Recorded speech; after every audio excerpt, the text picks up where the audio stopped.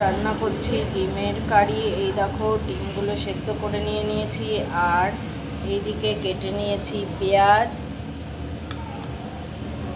এই দেখো কড়াই বসিয়ে দিয়েছি, কড়াই গরম হয়ে গেছে, কড়াইয়ে দিয়ে দেবো তেল। কড়াইয়ে দিয়ে দিলাম তেল, ডিমে দিয়ে দিলাম একটু হলুদ, লবণ হলুদ দিয়ে ডিমগুলো মাখিয়ে নেব।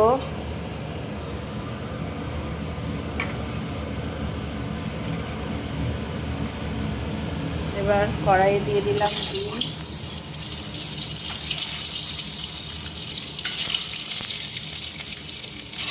ডিমগুলো একটু লাল করে ভেজে নেব। দেখো ডিমগুলো লাল করে ভাজা হয়ে গেছে, এবার ডিমগুলো তুলে নেব। ডিম ভাজার তেলেই দিয়ে দেব তেজপাতা আর শুকনো লঙ্কা, গোটা জিরে।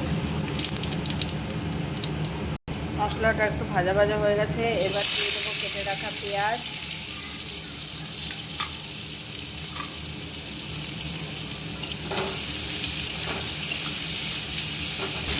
পেঁয়াজগুলো লাল করে ভেজে নেব। দিয়ে দিলাম একটু লবণ, যাতে পেঁয়াজটা তাড়াতাড়ি মজে যায়। পেঁয়াজটা খুব ভালো করে লাল করে ভেজে নিতে হবে। এর মধ্যে দিয়ে দিলাম দুটো তিনটে কাঁচা লঙ্কা চেরা। কাঁচা লঙ্কাগুলো পেঁয়াজের সাথে ভেজে নেব। এই দেখো পেঁয়াজটা লাল করে ভাজা হয়ে গেছে, এবার দিয়ে দেব আদা কুচি আর রসুন কুচি। এখানে আমি কোনো বাটা মশলা ব্যবহার করব না, সবই কুচনো মশলা দিয়ে করছি। আর দেব একটু গুঁড়ো মশলা। গুঁড়ো মশলা দেওয়ার আগে আমি একটু জল দিয়ে দিলাম, যাতে মশলাটা না পুড়ে যায়। এবার দিয়ে দেব কিছু গুঁড়ো মশলা।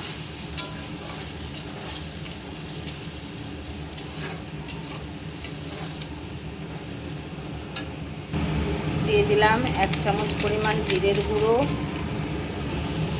ধনের গুঁড়ো,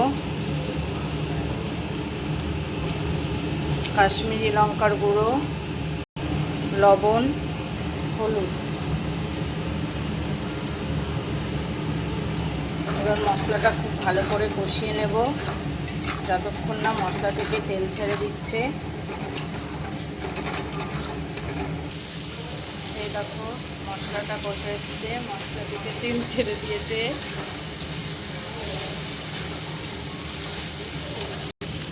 এবার দিয়ে দেব জল।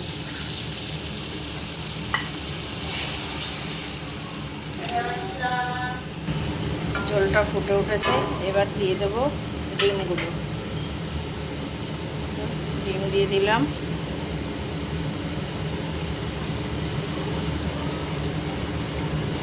ডিমগুলো একটু নাড়াচাড়া করে নেব।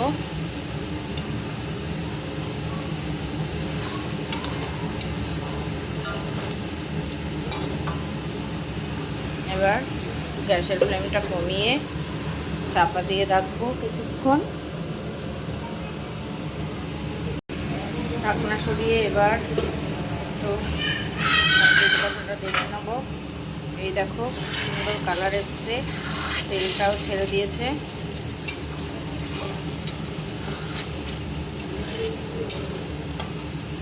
স্বাদের জন্য দিয়ে দেবো সামান্য পরিমাণ চিনি। চিনিটা খুব ভালো করে মিশিয়ে নেব।